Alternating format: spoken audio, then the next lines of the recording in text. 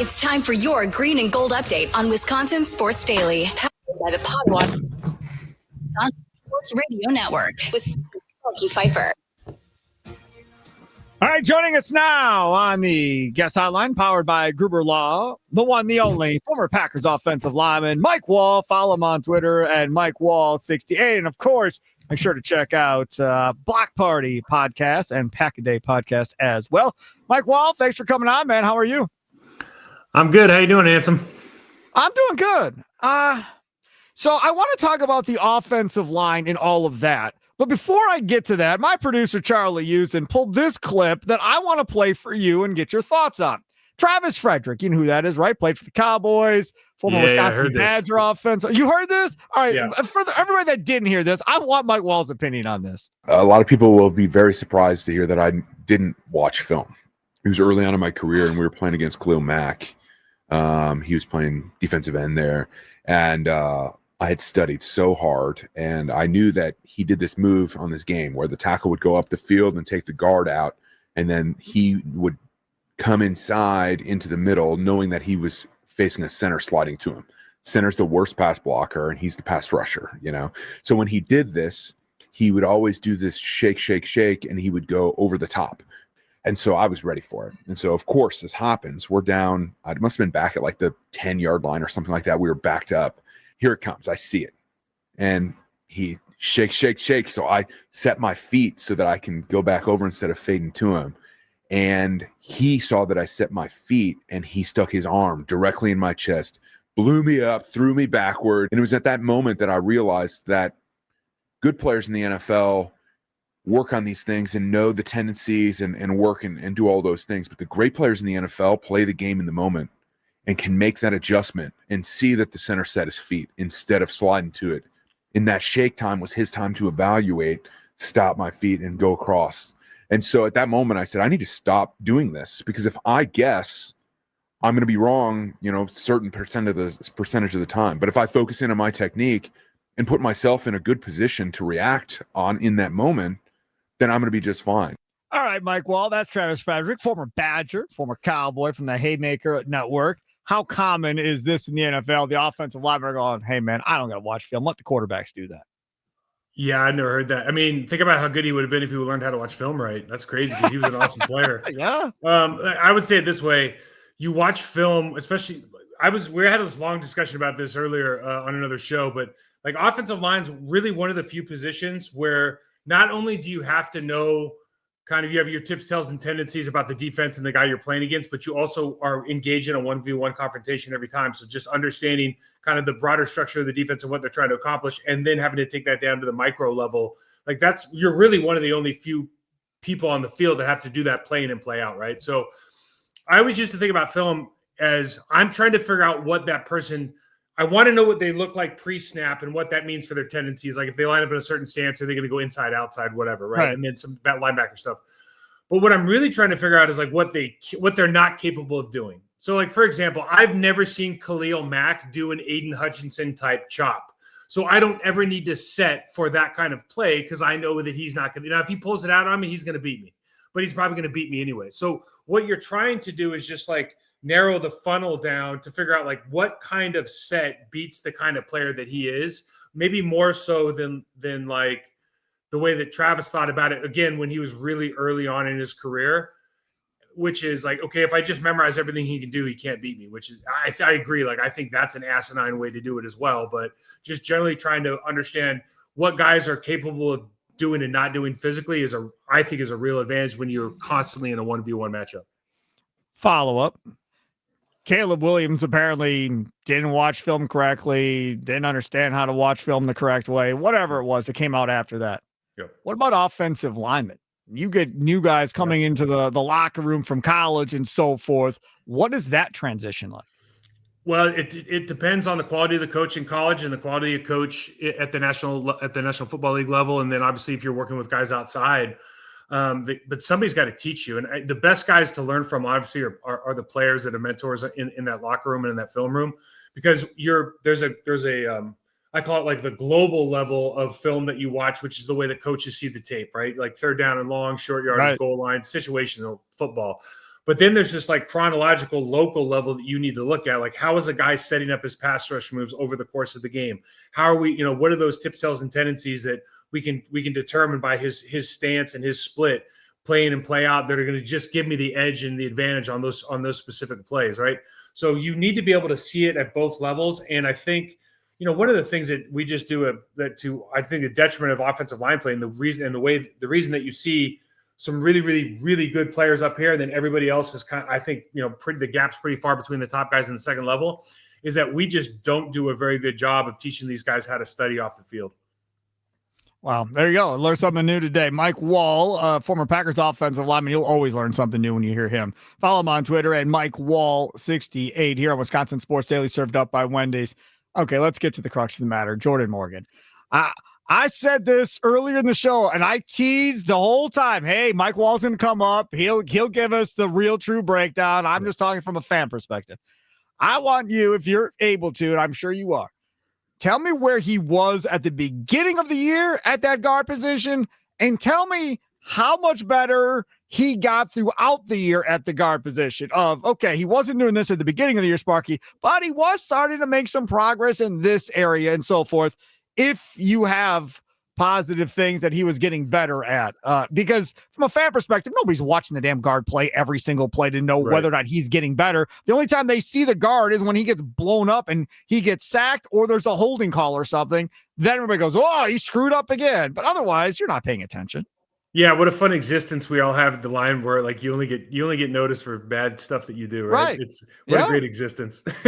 Listen, Jordan Morgan, I think the reality is, if the Jordan Morgan project is not in its completion yet, and I think he's got a long ways to go. I think he can still be a really, really good pro, and these things sometimes take time. He's been in different positions. Obviously, when Sedimich left the line room, you could just kind of tell. I would say that the development or the technical aspects of the game have not kept up since he's been there. I don't think they're at as high a level, just overall positional play. Jordan Morgan is going to be a really good football player in this league. What at the right guard position, for me personally, just watching the way he plays, his demeanor, the way he comes off the ball, his hand, everything, his profile in the contact, it doesn't really seem like it's a great position for him, because it's a really physical game down there, and I don't know that that's his strength, at least at the moment. I thought he was given that position to some extent at the beginning of the season, because he is a first-round pick, and that's what you do to first-round picks. And yep. I think Sean Ryan deserved that position and earned that position when he was in the game. If we're just trying to figure out like who's the guy that should be taking all these snaps, right? And I felt that way really the entire time until Sean obviously became the center, and I think you're going to find out that Sean Ryan's going to be a pretty good center, because his footwork's good, his profile in the contact's really, really good, and he does have a nasty demeanor. And then that's the other thing. Aaron Banks, like everybody's got shortcomings, but you start looking like Aaron Banks, Sean Ryan, like these guys want to be physical. Belton wants to be physical, and it's not like Jordan Morgan probably, in his mind, he's probably thinking like, Mike, I'll come over to your house and beat you up. You want to see physical, right? But on the field of play, how you demonstrate that willingness to be physical through your technical aptitude and then intensity, like. That part of it, that confidence that comes with being like a technical master in a profile and footwork master, he doesn't have it. And so when you're trying to learn that stuff in real time, and then you just start getting piled on in the media and your coach is yelling at you, like, for me, I think it's better if he gets to take a step back and maybe focus on really developing as a player right now. And whether it's at the tackle position or the guard position or just being the main backup, like a guy like, and I've been in that exact spot, Sparky, where you struggle. It's like, man, I need to take a step back and figure out like there's things I'm not doing well, and I need to get better at doing them. So earlier in the show, we had a guy call in and said, man, why can't they just draft the tackle and leave him at tackle? I said, if they thought he was only a tackle, they weren't going to draft him. I promise you. This goes back to Ted Thompson. That's not what they do. There were several guys a couple of years ago that were profiling as great right tackles in the first round. He didn't, nope, not interested. Nope, not interested. And then eventually you end up getting Zach Tom, and it works out fine. Is that good or is that bad for how the Packers go about their draft process? Because even back to when you were playing, they were doing the same thing, moving guys up and down the line and everything else. And I remember Brian Bulaga joined us on a show we were doing, and we were actually out before an Admirals game. I think he was going to the Admirals game, and he was a rookie. And I remember going, man, don't let him change you. don't let them change you. They're going to try and move you all over that line, Brian. They're going to try and move you all over that line. Don't let them change you. And he's like, really? I said, I promise you. And that's just been their MO. And for the most part, their offensive lines have been pretty good. But like the Elton Jenkins move to center, I don't think that worked, Mike. Oh, no, listen, if you just go back to the start of the preseason, you okay, if you went into the building, all the personnel guys, all the coaching staff, and you said, do we think this is a good idea? Sign Aaron, bring in Aaron Banks, sign him to a mega deal, and then move your second best lineman to a position that he's not as good at, and replace him with a guy that's not as good as he is at that position. I guarantee you that's not a consensus pick. Like that, there's no way, right?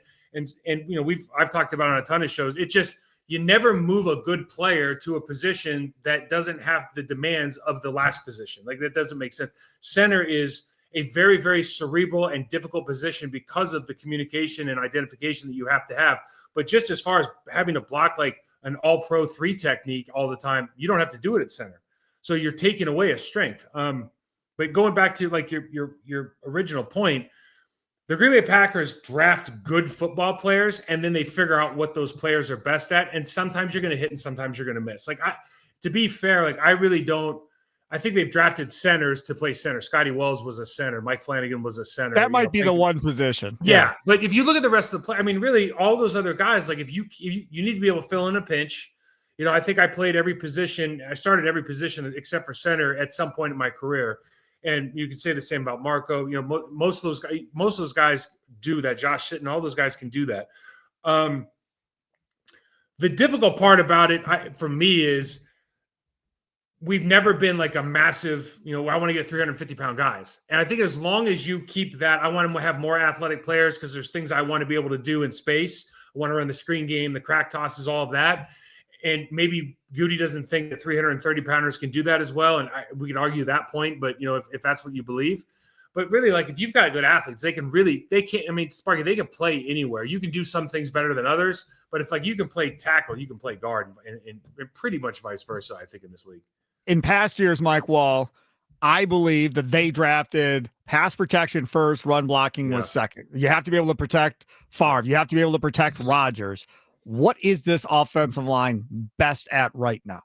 Yeah, that's a great question. I actually did this on my show last night. In conclusion, after the Vikings game, it's like, what do you hang your hat on? What is that play or the series of plays where like, I need a tough yard, I got to be able to get it. I do think they're a better pass protection team by leaps and bounds than they are, just to grab a yard in the run game, whether it's like a duo downhill play or an outside, that the worst play in football right now, where it's that like lateral handoff to the, go to the right side. I think it's the worst play in football. It's the first. But the crazy part about it though is I think they got Banks for run. I think they got Belton for run. Yep. I think, and they got Jenkins in the middle, I think in large part to run. I think a majority of this offseason was spent trying to be like the Philadelphia Eagles.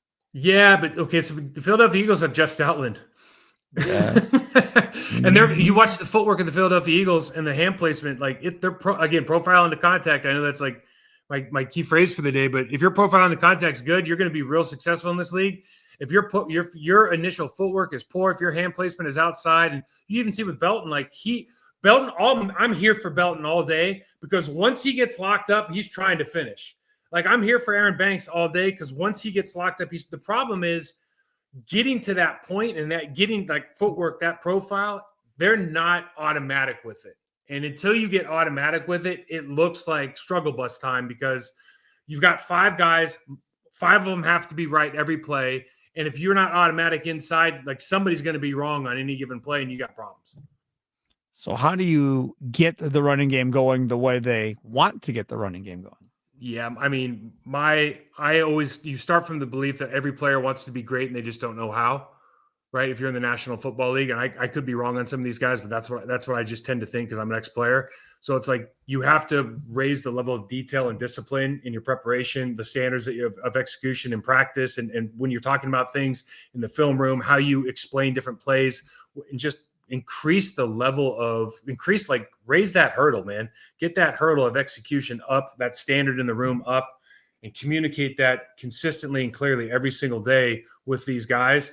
And the other thing is like, they don't really have, I mean, maybe it was Elton Jenkins, I don't know, but he had to move positions and he's been hurt. But like Zach Tom's young, but like who's their guy where you're like, put it on my shoulders. I'm the guy who's going to go out and like clear a pile. I'm going to be that TJ Lang. Like, who's going to be that guy for them right now? I think Aaron Banks is trying to be that over the last 2-3 weeks. And so I think that's a good thing, but he's still got some stuff to work on, but that group needs to come together. And Sparky, you see the difference right now in the offensive room versus the defensive room in the way that those guys they're together, they're gelled, they're confident, they're aggressive, right? They're there for each other. And it's not because these guys are tougher than these guys. It's because these guys are more confident right now. And it's like, how do you develop confidence? Well, for me, that's how you prepare. When you and I talked last time, I believe it was after the Tucker Kraft injury, and we were having this conversation about, okay, so what now? Does Luke Musgrave end up in the Tucker Kraft role? What way do they go? Luke Musgrave isn't playing any more than he did when Tucker Kraft was on the field. So that clearly wasn't an option. And we're talking about run blocking, and we knew that losing Tucker Kraft was going to hurt that aspect because of how physical he is at the line of scrimmage. Now it feels like an offense that just isn't really going to have the tight end be any type of focal point in this offense going forward. Yeah, it's tough with that. Yards after contact is gone. I mean, it's effectively gone, especially at that position. Yep. It's been surprising, honestly. It was surprising this week. And again, a lot of that has to do with the JJ McCarthy led, offense for the Vikings. Yep. But being in all that 12, I like that they go to jumbo because that's going to give them some optionality if they kind of like increase the menu of that part of their playbook. But they're in a lot of 12 personnel. And like, I'm of the opinion that you don't bring dance partners to a dance if they don't like dancing.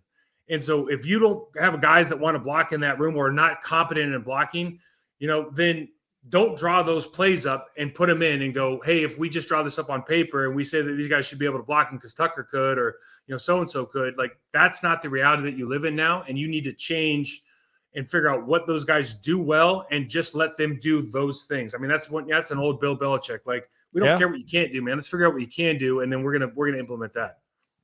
Why aren't you coaching? Oh man, I think I'm unhireable, Sparky. I'll be honest. I am too opinionated.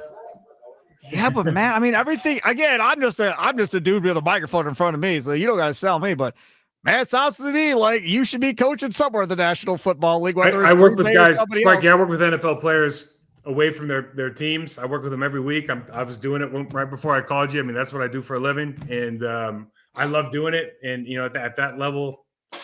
There's a lot that goes into that we probably don't understand. I love you nonetheless. Mike Wahle, former Packers offensive lineman. Again, follow him on Twitter at Mike Wahle 68. Go ahead and as always and promote on the way out. Yeah, we're doing I just did a game breakdown of this one, Sparky. It's on the Process to Perform channel. It's also on Andy Herman's Pack a Day Network. And I'll be doing a game preview for the Thanksgiving game against the Lions. Check that out again. Process to Perform on YouTube. Follow me, Mike Wahle 68 on Instagram. Sparky, thank you so much for having me on, bud. You could have done Greyhound racing. You talk so fast right there. You could have called. I just Greyhound. had 2 coffees, baby. 2 coffees and an espresso. And your shirt says caffeine, so that also adds to it. Okay, man. Steak and scotch, caffeine and kilos. Let's get it. I love it. Mike, well, enjoy the rest of your day. Have a happy Thanksgiving, buddy. You as well.